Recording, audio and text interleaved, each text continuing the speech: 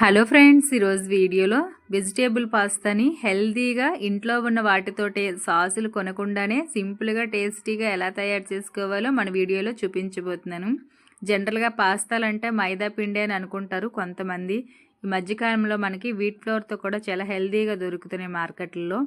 ఈ వీట్ ఫ్లోర్తో తయారు చేసిన ఇంట్లో మనకు నచ్చిన వెజిటేబుల్స్ యాడ్ చేసుకుని హెల్తీగా టేస్టీగా బయట నుంచి సాసులు కొని తెచ్చే పని లేకుండా సింపుల్గా ఎలా ప్రిపేర్ చేసుకోవాలో మన వీడియోలో చూద్దాం. ముందుగా స్టవ్ ఆన్ చేసి ఒక గిన్నెలో వాటర్ వేసుకుని అందులో నీట్గా వాష్ చేసుకున్న టమాటోని మీ కారానికి తగ్గట్టుగా ఎండుమిరపకాయలని వేసుకోవాలి. అయితే ఈ ఎండుమిరపకాయలు ఎక్కువ ఘాటు ఉన్నవి కాకుండా నార్మల్ మిరపకాయలు వేసుకోండి. అలానే వెల్లుల్లి రెబ్బలు, ఒక ఆనియన్. అయితే ఇవన్నీ సాసుల కోసం మనం తయారు చేసుకుంటున్నామండి. బయట నుంచి మనం కొని తెచ్చుకునే సాసుల్లోని కొన్ని కెమికల్స్ యాడ్ అవుతాయి. దాంతోపాటు ఫుడ్ కలర్స్ యాడ్ చేస్తూ ఉంటారు. కొన్ని రోజుల పాటు నిల్వ కూడా ఉంటుంది. మనము ఎక్కువగా పాస్తాలు కానీ నూడిల్స్ కానీ చేసుకునేటప్పుడు చిల్లీ సాస్ అని, టమాటో సాస్ అని ఇలా డిఫరెంట్గా బయట నుంచి కొని తెచ్చుకుంటూ ఉంటాము. కానీ అవి ఏవి కొననవసరం లేదండి. ఈ ఒక్క పేస్ట్ని తయారు చేసుకుంటే సరిపోతుంది. అయితే ఇందులో మీరు అల్లం మాత్రం వేయకూడదు. అలానే మీకు మసాలా ఫ్లేవర్ కావాలి అనుకుంటే మసాలా దినుసులు అన్నీ కలిపి వేసుకోవాలి. మనం రుబ్బుకునేటప్పుడు మాత్రము విడివిడిగా సపరేట్ చేసేసి గ్రైండ్ చేసుకోవాలి. ఇలా నీట్గా ఉడికించుకున్న తర్వాత చల్లారిన తర్వాత దేనికదే సపరేట్గా తీసేసి ఈ మిరపకాయలో ఉన్న విత్తనాలు తీసేయాలి. అలానే టమాటో పైన ఉన్న స్కిన్ కూడా తీసేయాలి. మనం వెల్లుల్లి రెబ్బలు వేసుకున్నాం కదండి, అవి కూడా చక్కగా స్కిన్ పీల్ చేసేసి ఇవన్నీ బాగా చల్లారిన తర్వాత మనం మెత్తగా పేస్ట్లా తయారు చేసి ఉంచుకోవాలి. మనకి మార్కెట్లో కొనే సాస్ వచ్చేసరికి రెడ్గా ఉంటుంది. ఎందుకు అంటే అందులో వచ్చేసరికి మనకి ఫుడ్ కలర్ యాడ్ అయి ఉంటుంది. అలానే మనకి చెర్రీ టమాటోస్ దొరుకుతూ ఉంటాయి కదా, వాటిలతో కూడా చేస్తారు. ఈ రెండు కారణాల వలన మనకి రెడ్గా మంచి కలర్ఫుల్గా కనిపిస్తుంది. అవి ఏమి వేయకుండానే ఇలా ఈజీగా మనం అప్పటికప్పుడే తయారు చేసుకోవచ్చు. అయితే ఇది నిల్వ కూడా చేసుకోవచ్చు అండి. నిల్వ చేసే ఉద్దేశం ఉన్నట్లయితే మీరు ఆనియన్ వేయొద్దు. ఇలా అన్ని స్కిన్ను అలానే సీడ్స్ తీసుకున్న తర్వాత కొంచెం చల్లారిన తర్వాత ఓ మిక్సీ జార్లోని ఇవన్నీ వేసుకొని ఇది మరి కాస్త టేస్టీగా రావడం కోసము ఈ సాస్కి సరిపడా సాల్ట్ని అలానే కొంచెం పంచదార తప్పకుండా యాడ్ చేసుకోవాలి. అప్పుడే మనకి సాస్ ఫ్లేవర్ వస్తుందన్నమాట. ఓన్లీ ఇవే మనం సాస్లా తయారు చేసుకున్నట్లయితే అంత టేస్టీగా అయితే రాదండి. కొంతమంది పంచదార అయితే తినరు కదా, అలాంటి వాళ్ళు చిటికెడు బెల్లాన్ని కానీ బ్రౌన్ షుగర్ కానీ మీ దగ్గర ఏది అనుకూలంగా ఉంటే అది వేసుకొని చక్కగా మెత్తగా పేస్ట్లా తయారు చేసి ఉంచుకోవాలి. సాసు మీకు నిల్వ చేసుకునే ఉద్దేశం ఉన్నట్లయితే కొంచెం ఈ గ్రైండ్ చేసిన మిశ్రమాన్ని వడపోసుకోవాలండి. పైన అక్కడక్కడ మనకి విత్తనాలు లాంటివి, స్కిన్ లాంటివి ఉంటాయి కదా, కొంచెం గట్టిగా అలాంటివి ఏవైనా ఉంటే ఈజీగా రిమూవ్ అయిపోతుంది. సాస్ అయితే మనకి రెడీ అయిపోయినట్లే. మెయిన్ ఈ పాస్తా అయినా నూడిల్స్ అయినా ఈ పేస్ట్ వల్లే చాలా రుచిగా వస్తుందన్నమాట. పిల్లలైతే ఉట్టిగా తినడానికే ఇష్టపడతారు. ఇలా తయారు చేసుకొని పక్కన ఉంచుకున్న తర్వాత ఇవి గోధుమ పిండితో తయారు చేసిన పాస్తా అండి. అయితే మీరు ఇదే వేసుకోవాలని ఏమీ లేదు. అచ్చం మనకి బయట కొనే పాస్తా టేస్ట్ రావాలి అనుకుంటే మాత్రము మైదా పిండితో తయారు చేసిన పాస్తాని వేసుకోవచ్చు. అయితే ఇవి కూడా సేమ్ టేస్టీగా ఉంటాయి. కాకపోతే కొంచెం కుక్ అవ్వడానికి అయితే టైం పడుతుంది. మైదాతో తయారు చేసిన పాస్తా ఇలా హాట్ వాటర్లో వేయగానే 2 మినిట్స్కి కుక్ అయిపోతాయి. ఇవైతే కుక్ అవ్వడానికి కొంచెం టైం పడుతుంది.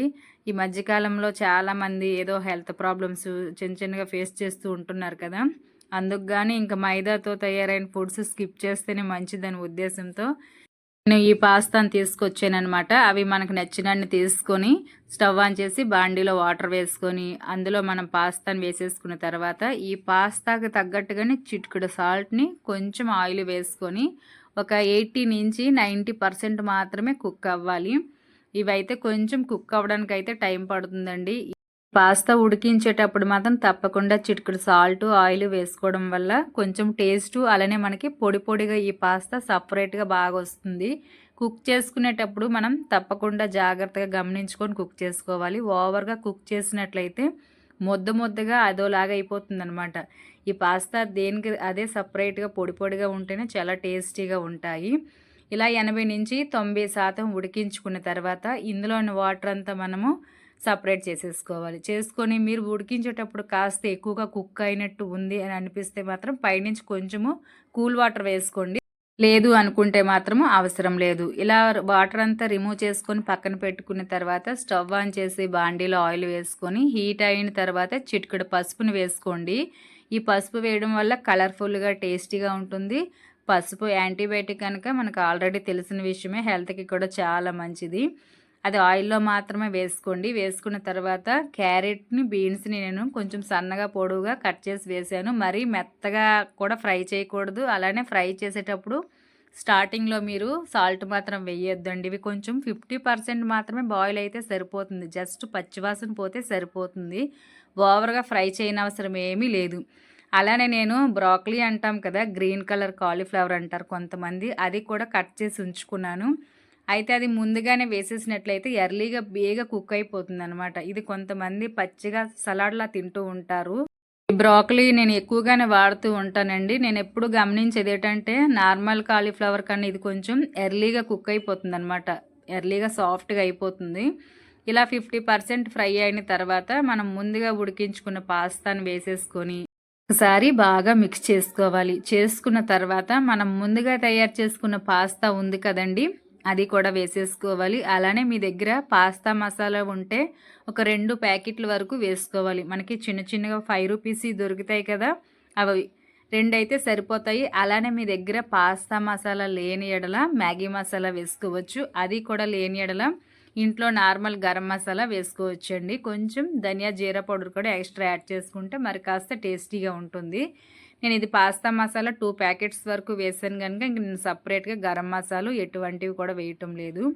ఇవి వేసుకొని ఒక 2 మినిట్స్ మాత్రమే సిమ్‌లోని మగ్గించుకొని మూత పెట్టి తర్వాత స్టవ్ ఆఫ్ చేసేసుకొని సర్వ్ చేసుకోవడమే. అయితే ఇది ఓవర్‌గా కుక్ చేయనవసరం ఏమీ లేదండి.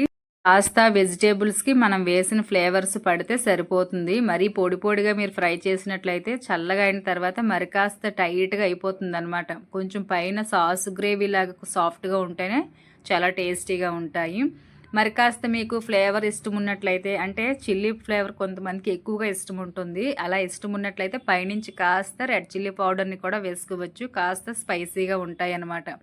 చక్కగా 2 మినిట్స్ బాయిల్ అయిన తర్వాత మనం ఇంకొక ప్లేట్‌లో సర్వ్ చేసుకోవడమే. సాల్ట్ మాత్రం చెక్ చేసుకోండి. ఇప్పుడే చల్లగా అయిన తర్వాత అయితే అంత కమ్మగా ఉండదు. పిల్లలైతే చేత్తో తినబెట్టే పనే ఉండదండి. అంత ఇష్టంగా హెల్తీగా కూడా తింటారు. ఇందులో మనము వెజిటేబుల్స్ యాడ్ చేసాము. అలానే ఇవి గోధుమ పిండితో తయారు చేసినవి గనుక పిల్లలకైనా పెద్దవాళ్ళకైనా చాలా మంచిది. పాస్తా తయారు చేయాలి అంటే బయట నుంచి మనము కొత్తగా సాసులు కూడా రకరకాలుగా కొని తెచ్చి వేయనవసరం ఏమీ లేదండి. ఇంట్లోనే ఒక 2 మినిట్స్ టైం కేటాయించితే ఈజీగా సాస్‌ని ప్రిపేర్ చేసుకోవచ్చు. అది ఫ్రెష్‌గా, హెల్తీగా. ఈ వీడియో అయితే మీకు నచ్చి అర్థమైందని అనుకుంటున్నాను. వీడియో నచ్చినట్లయితే లైక్ చేసి ఈ వీడియో పైన మీ అభిప్రాయాన్ని తప్పకుండా కామెంట్ బాక్స్‌లో షేర్ చేస్తారని కోరుకుంటూ నెక్స్ట్ మరొక మంచి వీడియోలో కలుద్దాం. అంతవరకు కీప్ వాచింగ్ వెంకటీ అస్సాం.